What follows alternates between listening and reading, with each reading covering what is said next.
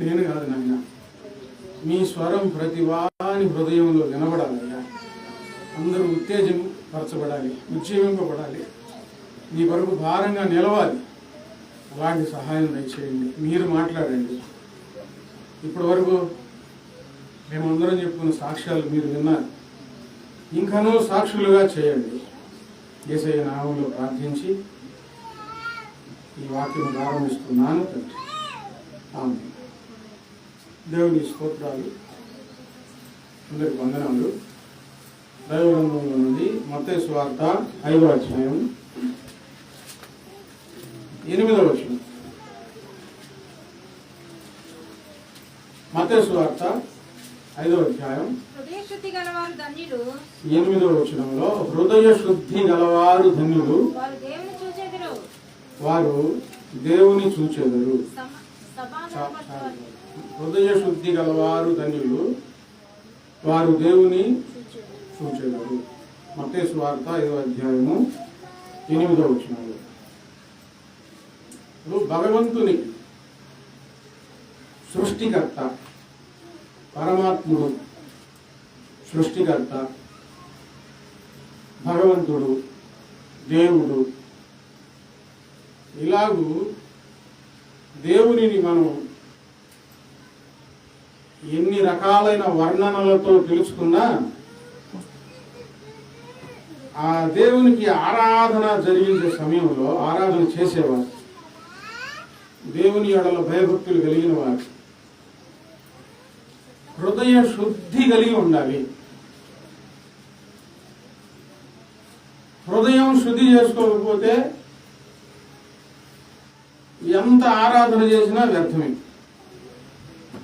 యేసుప్రభు వారు కూడా బాధపడుతూ చెప్పారు మత్తయి సువార్త 15వ అధ్యాయంలో అనుకుంటా, 15వ అధ్యాయంలో, ఈ ప్రజలు తమ పెదవులతో నన్ను ఘనపరచుదురు గాని వారి హృదయము నాకు దూరంగా ఉన్నది. అసలు దేవుని నమ్మని వారు కాదు, దేవుని దగ్గరకు వచ్చిన వారు కాదు. అసలు దేవుని నమ్మని వారి గురించి ఈ మాట చెప్పడంలా, వాళ్ళకి తెలియదు కాబట్టి దేవునికి దూరంగా ఉన్నారు. దేవుని దగ్గరకు వచ్చి దేవుని ఆరాధిస్తూ ఉన్నారే, వారి గురించి చెప్పిన మాట. వారి గురించి చెప్పిన మాట, ఈ ప్రజలు పెదవులతో నన్ను ఘనపరచుదురు గాని వారి హృదయం నాకు దూరంగా ఉన్నది. అంటే దేవునికి ఆరాధన చెయ్యాలి అంటే మొదట మనం హృదయం శుద్ధి చేసుకొని దేవుని దగ్గరికి వచ్చి హృదయంతో, పూర్ణ హృదయంతో దేవునిని ఆరాధించాలి. హృదయ శుద్ధి లేని ఆరాధనలు దేవునికి ఇష్టం ఉండవు. హృదయం ఎలాగ శుద్ధి చేసుకోవాలి, హృదయాన్ని ఎలాగ శుభ్రపరచుకోవాలి, హృదయంలో ఏముండే హృదయంలో. చిన్నప్పుడు నేను సండే స్కూల్ నడిపేటప్పుడు సండే స్కూల్ పిల్లలకి పాట నేర్పించాను. ఆ పాట బజార్లో కూడా నేర్పించాను నేనే సొంతంగా. ఇక్కడ కాదులేండి, ఇక్కడికి రాలేటప్పుడు, నేను అప్పుడు విశ్వాసిగా సండే స్కూల్ నడిపించేటప్పుడు చెరువులో జగ్గాపురం రోడ్డు బార్కి ఈ పాట పాటించుకుంటా వెళ్ళాను నేను పిల్లల చేత. రోడ్డు బార్కి పిల్లలే పాడుతూ ఉన్నారు, నేను ముందున్నాను. ముక్కులో ఏముంది, ఒకడుంటాడు ముక్కులో చీమిడి ఉంది అంటే. చెవిలో ఏముంది, చెవిలో గుబిలు ఉంది. కళ్ళల్లో ఏముంది, కళ్ళల్లో పాచి ఉంది. కళ్ళల్లో ఏముంది, కళ్ళల్లో పుసి ఉంది. హృదయంలో ఏముంది, హృదయంలో పాపం ఉంది. ఏం పాపం ఉంది? మార్కు సువార్త 7వ అధ్యాయము 21వ వచనంలో, లోపల నుండి అనగా మనుషుని హృదయము లోపల నుండి దురాలోచనలను, చారత్వములను, దొంగతనములను, నరహత్యలు, వ్యభిచారము, లోభములు, చెడుతనము, కృత్రిమము, కామవికారము, మత్సరము, దేవదూషణ, అహంభావము, అవివేకము వచ్చును. ఈ చెడ్డవన్నీ ఎక్కడున్నాయి? మనుషుని హృదయంలో ఉన్నాయి. ఈ చెడ్డవన్నీ మనుషుని హృదయంలో ఉండి మనుషుని తలకిందులు చేస్తూ ఉన్నాయి, దేవునికి దూరం చేస్తూ ఉన్నాయి, మనిషి జీవితాన్ని పాడు చేస్తూ ఉన్నాయి. చెడ్డవన్నీ ఉన్నాయి. పాపము అంటే ఏంటంటే మార్కు సువార్త 7:21 దురాలోచనలతో ఎవరు దేవుని నిజంగా ఆరాధించలేరు. అహంభావంతో దేవుని ఆరాధించలేరు. అవివేకం, తెలివి తక్కువతనం. అవివేకం అంటే తెలివి తక్కువతనం. తెలివి తక్కువతనం కూడా పాపం. అంటే మంచిదేదో చెడ్డదేదో తెలియాలంటే తెలివి ఉండాలి. తెలివి తక్కువ వాళ్ళు మంచిదేదో చెడ్డదేదో గమనించలేదు, అన్ని మంచి అని నమ్ముతారు. అది తెలివి తక్కువతనం అని దేవుడు అంటున్నాడు. కామ వికారం, మత్సరము, అహంభావము, అవివేకము, నరహత్యలు, వ్యభిచారములు, దొంగతనములు, ఇవన్నీ లోపల ఉన్నాయి హృదయంలో. ఈ హృదయాన్ని శుద్ధి చేసుకోకపోతే దేవునికి సరైన ఆరాధన చేయలేరు, దేవుడు అందించే ఆశీర్వాదాలు పొందుకోలేరు. దేవుని దగ్గరికి వచ్చి మనం ఏం చేయాలి?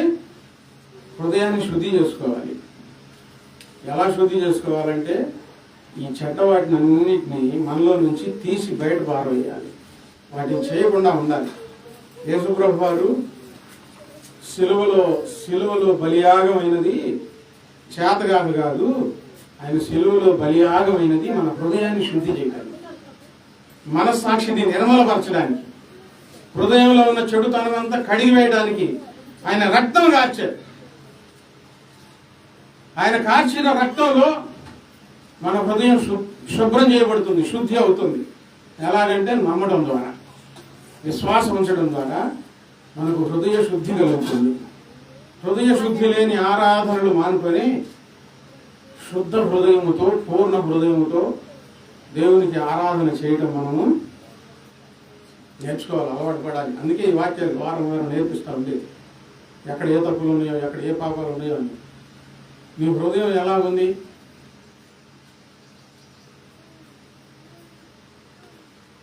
వెంటనే అర్థమైపోతుంది పరీక్షించుకుంటే.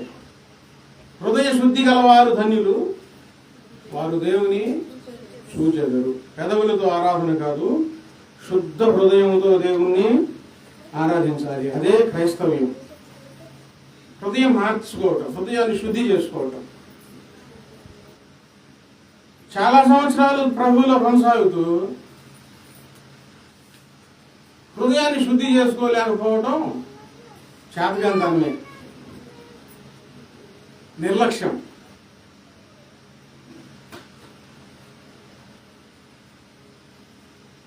ఇప్పుడు దేవుని దగ్గరికి వచ్చిన తర్వాత హృదయం శుద్ధి చేసుకోవాలి.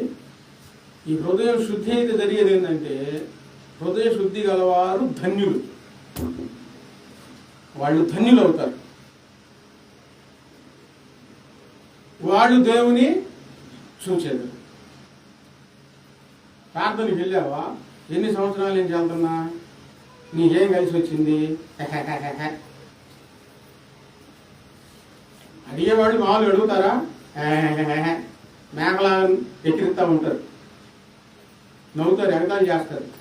ఈరోజు నేను చెప్తా ఉన్నాను, కలిసి రావటం కోసం కాదు. ప్రార్థనకి వెళ్ళావుగా, నీకేమన్నా బాగైందా? బాగా అవ్వాలన్నా, కలిసి రావాలన్నా హృదయం శుద్ధి కావాలి. హృదయం నిండా కుళ్ళుంటే అదేం దైవారాధన? హృదయం నిండా వ్యభిచారపు తలంపులుంటే అదేం దైవారాధన? దేవుడు నిన్ను ఆశీర్వదించాలంటే హృదయం శుద్ధి చేసుకోవాలా. మీరు చెప్పండి, హృదయం శుద్ధి చేసుకొని చెప్పండి. నేను దేవుని దగ్గరికి వెళ్ళి, ఒకప్పుడు నా హృదయం అగాధంలా ఉండేది, మురికిగా ఉండేది, నా హృదయాన్ని శుద్ధి చేసుకున్నాను. నేను ధన్యురాలనయ్యాను. కలిసి రావడం అంటే అదే.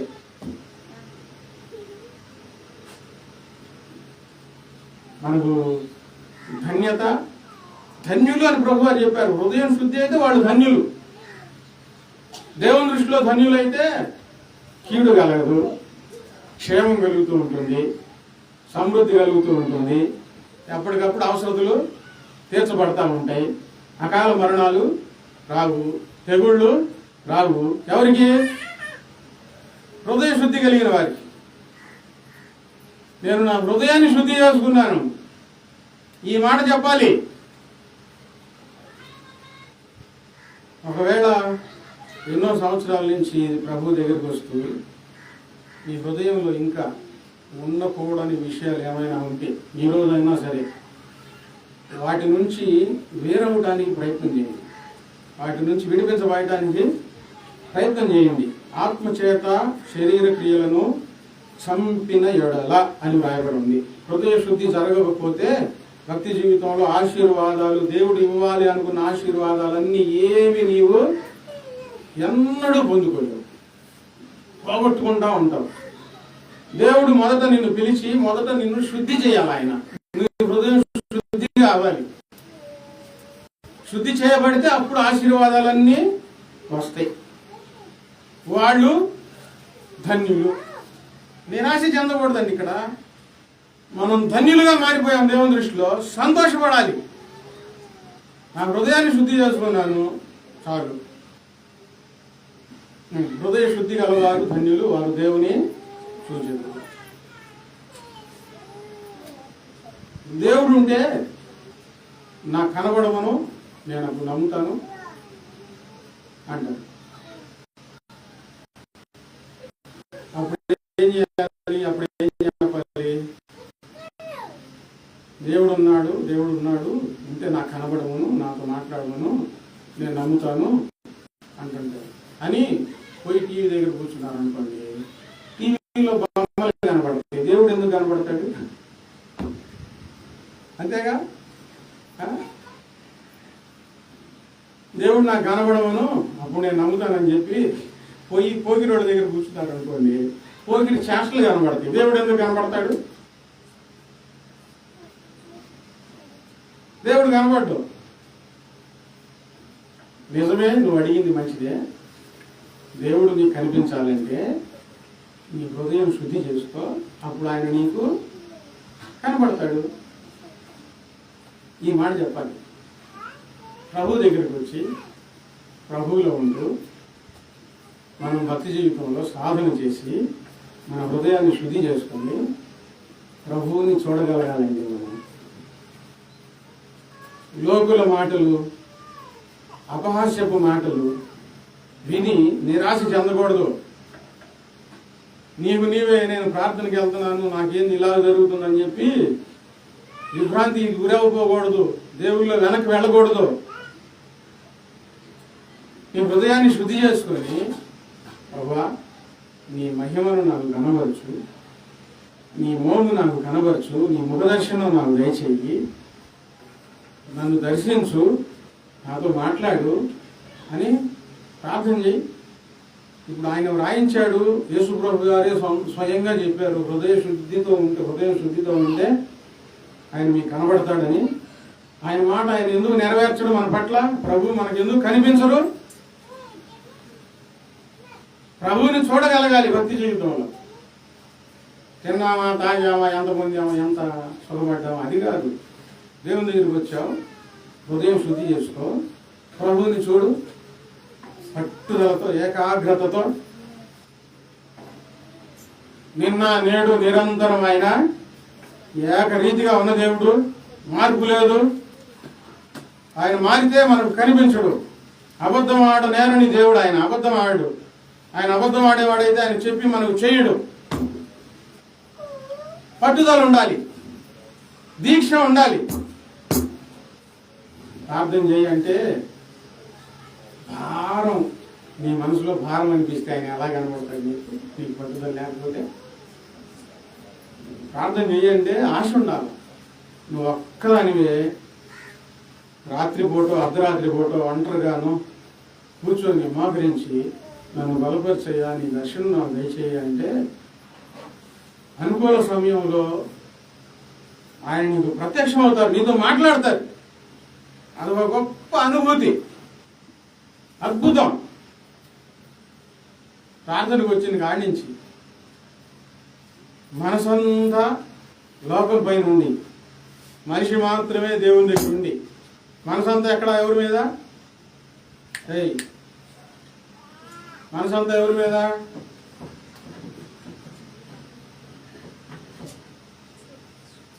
బంగారం మీద, డబ్బుల మీద, తిండి మీద. అమ్మా చూడమ్మా, ఏంది రేట్లు ఓటనే వెళ్ళిపోతుంది.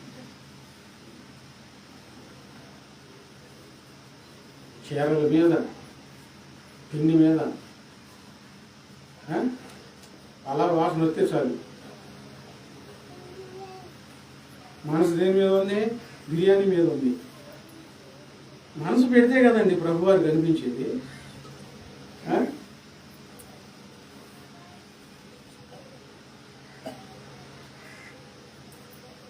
భక్తి జీవితంలో మనం సాధించవలసిన గొప్ప విజయం, ప్రభువుని మనం చూసుకోవాలి, ప్రభువుని మనం చూడగలగాలి. ఆసాపు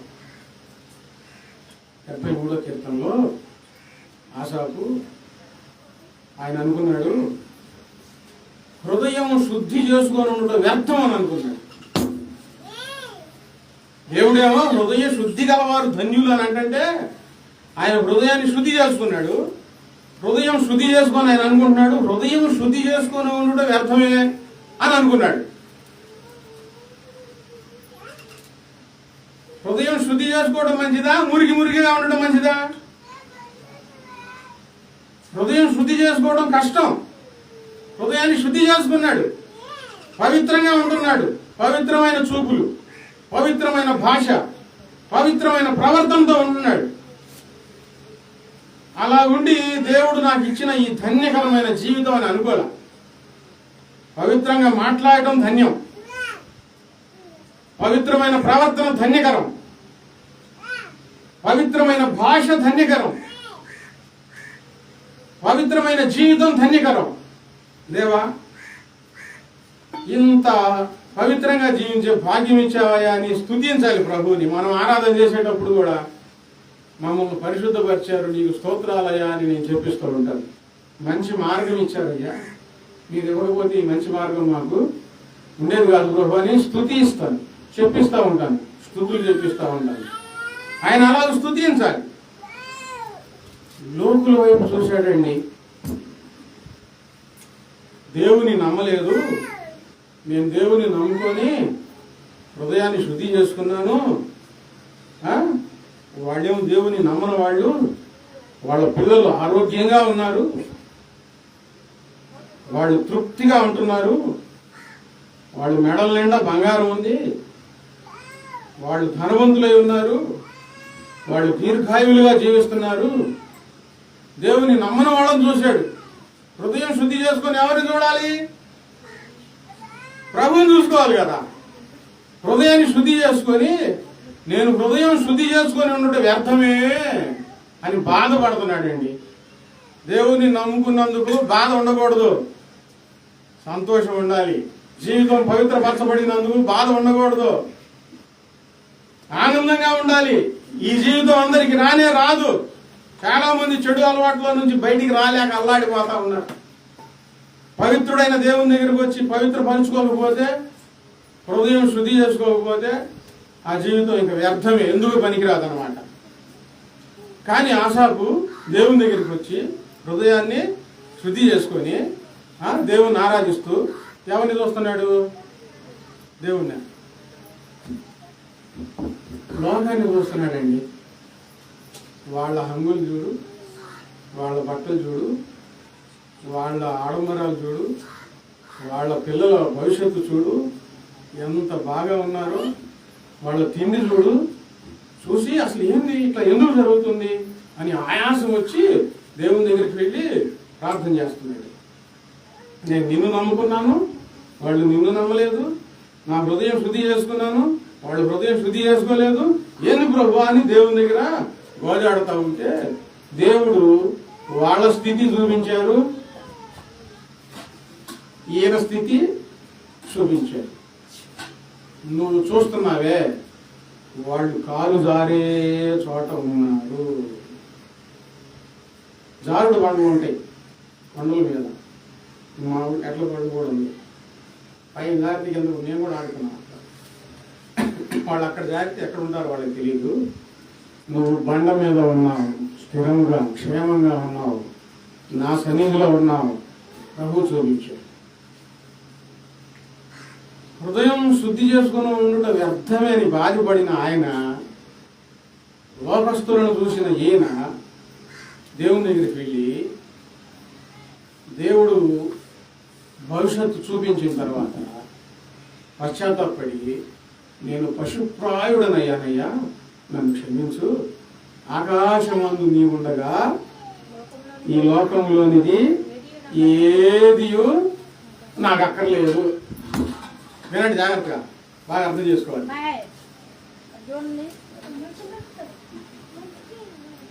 ఆకాశమందు నీ ఉండగా ఈ లోకంలోనిది ఏదియు నాకు అక్కర్లేదు. తిరగమ్మా ఇంట్లో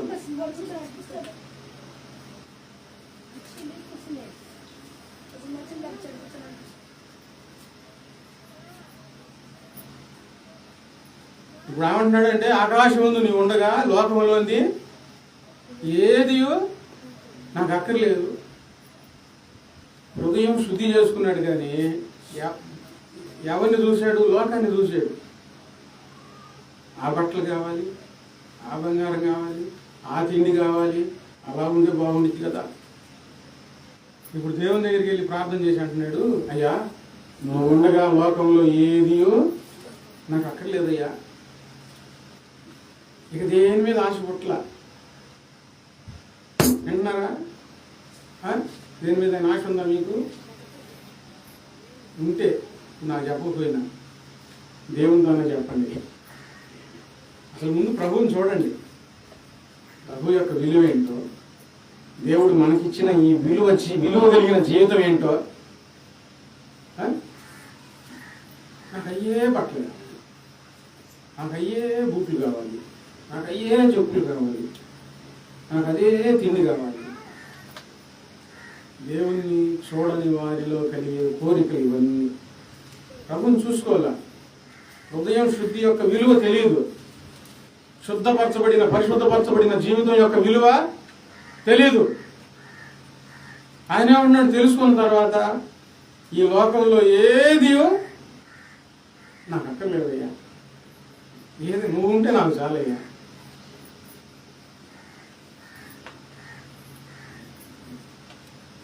ప్రభువుని చూసుకున్న వారి కోరికలు, వారి మాటలు అలా వస్తాయి. హృదయం శుద్ధి చేసుకున్నానే, లేనిపోయింది పాష గారి మాటలు విని బాప్టిజం తీసుకున్నానే, ఈ బతికేంది ఎంత కష్టంగా ఉంది అనుకుంటున్న వారిలాగా, నిజంగా నువ్వు దేవుని చూస్తే నీ నోట ఏ మాట వస్తుందంటే, ఆకాశమందు నీ ఉండగా ఈ లోకంలో ఏదియో నాకు అక్కర్లేదు. ఒక ఆయన వచ్చాడు, యవ్వనస్తుడు, దేవుని దగ్గరికి వచ్చి, ప్రభా పరలోక రాజ్యం వెళ్ళాలంటే ఏం చేయాలని అడిగితే, ఆజ్ఞలు పాటించు అని అన్నాడు. ఆజ్ఞలు పాటించాడు. చిన్నప్పటి నుంచి నేను పాటిస్తున్నాను ప్రభు అని అన్నాడు. అయితే నీకు ఒకటి కొలువుగా ఉంది అంటే, చిన్నప్పటి నుంచి ఏం చేశాడంటే ప్రార్థనకి వెళ్ళాడు, బైబిల్ చదువుకున్నాడు, ధర్మశాస్త్రం చదివాడు, ప్రార్థన చేసుకున్నాడు, దేవునికి కానుకలు ఇచ్చాడు, అన్నీ బాగానే ఉండేలే. కానీ హృదయం శుద్ధి కాలేదు. ఏం లేదు. నువ్వు దేవుని దగ్గరికి వస్తా, నువ్వు అన్నీ చేస్తా, నీ హృదయం గందరగోళంగా, మనసు ఎక్కడో ఉంది, ఏదేదో కోరికలు, ఏదేదో ఆలాపనలు ఉంటే ప్రభు ఎట్లా కనబడతారు? ఆశలు పెచ్చరిల్లుతూ ఉంటాయి. ఇంకా మళ్ళీ దేవుని మీద నిందేస్తారు. దేవుడు ఏంటి నన్ను అడిగితే ఇవ్వట్లేదు అని నిందేస్తారు. నీకు ఒకటి కొదువుగా ఉందని అన్నాడు. ఒక్కటి చెప్పండి, ఎన్ని? ఒక్క విషయం హృదయాన్ని అపవిత్రపరుస్తుందండి.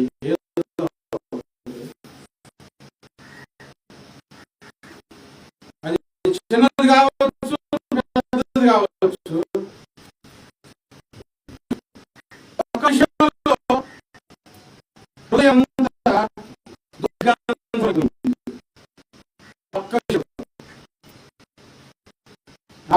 ఏంటంటే ఈ నాట్యాన్ని పాటించండి.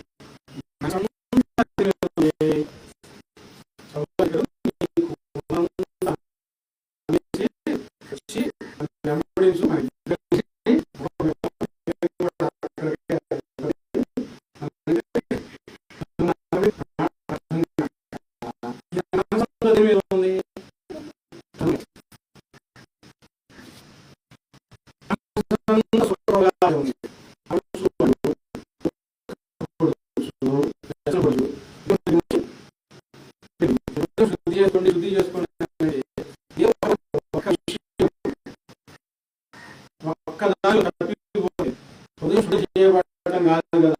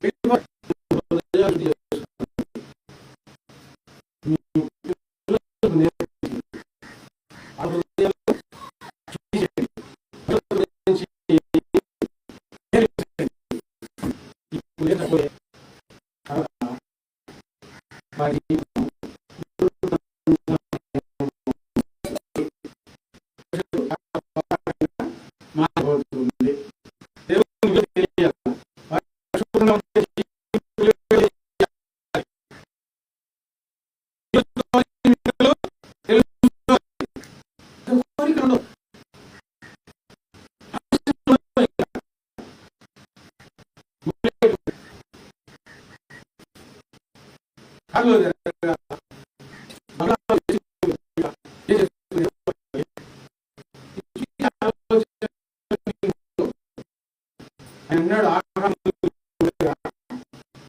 ఈ లోపల ఏది అక్కర్లేదు.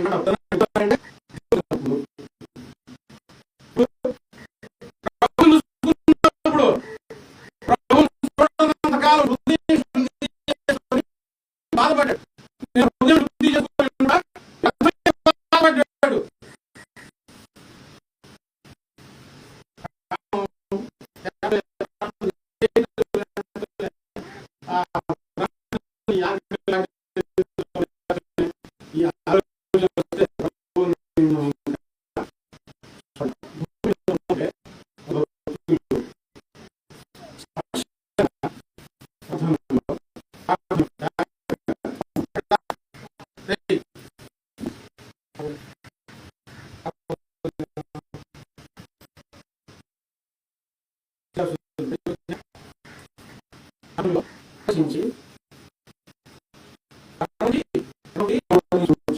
ప్రభువుని చూసింది.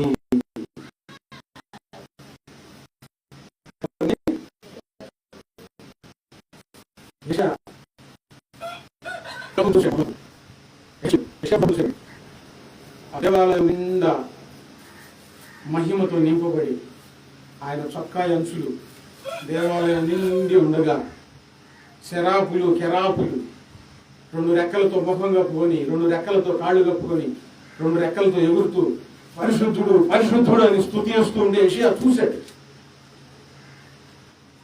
యెహెజ్కేలు ప్రార్థనలో పరవశించి పరలోకం వెళ్ళిపోయి నడుము మొదలుకొని పైకి అగ్నిమయమై ఉండి నడుము మొదలుకొని కిందకి అగ్నిమయమై ఉన్న సింహాసనం మీద కూర్చున్న అగ్ని రూపంలో ఉన్న దేవుని ఆయన చూసుకున్నారు.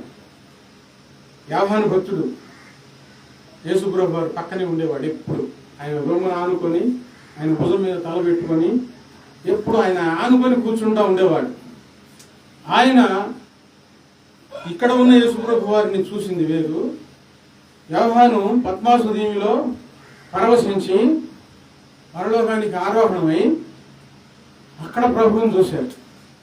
ప్రభువుని చూసి సాగిలపడి చచ్చిన వాని వల్లే భయపడిపోతూ ఉంటే ప్రభు వచ్చి హస్తంతో తాకి, లే భయపడకు, నేను మృతుడనయ్యాను కానీ ఇదిగో సజీవుడము, యుగ యుగములు సజీవుడనై ఉన్నానని ఆయన మాట్లాడారు. పరిశుద్ధతతో ప్రభువుని చూశారండి. పౌలు గారు యేసుక్రీస్తు వారికి విరోధంగా నడుస్తూ యేసుక్రీస్తు వారి శిష్యులను చంపాలి, ఈ ప్రార్థనలు జరగనివ్వకూడదని చెప్పి కక్ష కట్టుకొని ప్రధానమంత్రుల చేత లేఖలు రాయించుకొని ఈ శిష్యులను చంపుదాన్ని బయలుదేరి వెళుతూ ఉంటే మార్గమధ్యంలో యేసుప్రభు వారు ప్రత్యక్షమైతే ధన్మని కింద పడిపోయి ప్రభువుని చూడలేక ఆ వెలుగులో కింద పడిపోయి సౌలా సౌలా నన్ను నేల హింసించుతున్నావు అని అడిగితే ప్రభువా నువ్వు ఎవడవు అని అన్నాను. నువ్వు లేచి పట్టణంలోనికి వెళ్ళు, నీవు చేయవలసినంత అక్కడ నీకు నేను చెప్తానంటే ఈయన లేచి పట్టణంలోనికి వెళ్ళిన తర్వాత అననీయ వచ్చి బాప్తిసం ఇచ్చి ప్రార్థన చేసిన తర్వాత ఆయన కళ్ళ మీద కమ్ముకున్న పొరలు తొలగిపోయి చూపు వచ్చిన తర్వాత నేరుగా దేవాలయానికి వెళ్ళాడండి. అక్కడికి దేవాలయానికి వెళ్ళి 3 రోజులు అన్నపానములు మాని భోజనం నీళ్లు మానివేసేసి 3 రోజులు ప్రార్థన చేయడం మొదలుపెట్టాడు. నాకు దారిలో వెలుగులో కనిపించింది ఎవరు? అప్పుడు నేను ఆయన చూడలేకపోయాను. ఆ మహిమ ఏంటి అని చెప్పి ప్రార్థన చేస్తూ చేస్తూ చేస్తూ పరవశించి పరలోకానికి వెళ్ళి సింహాసనం మీద ఆసీనుడై ఉన్న ప్రభువుని చూచి తిని అని వ్రాయబడి ఉంది. పౌలు గారు ప్రభువుని చూశారు. సాధ్యమా అంటే ఆనాడైనా ఈనాడైనా దీక్షతో పట్టుదలతో పరిశుద్ధంగా ప్రార్థన చేసుకుంటే హృదయ శుద్ధి గల వారు ధన్యులు, వాళ్ళు దేవుణ్ణి చూస్తారు. హృదయం శుద్ధి చేసుకున్నాను ఎందుకని బాధపడతా ఉంటే ప్రభు కనిపించు. హృదయం శుద్ధి చేసుకొని లోకస్తులు చూస్తూ ఉంటే వాళ్ళు తింటున్నారు, వాళ్ళు బాగున్నారు, వాళ్ళు ఆడుతున్నారు, వాళ్ళు పాడుతున్నారు, వాళ్ళు దిట్టంగా ఉన్నారు, వాళ్ళకి ఆరోగ్యం బాగా ఉందని ప్రభు వైపు చూడకుండా లోకం వైపు చూస్తే ప్రభు కనిపించడు. ప్రభు వైపు చూస్తే ఏమంటావంటే ఆకాశం ముందు నీవు ఉండగా ఈ లోకంలో ఏదియో నాకు అక్కర్లేదు ఆ మాట వస్తుంటుంది. మోకరించండి.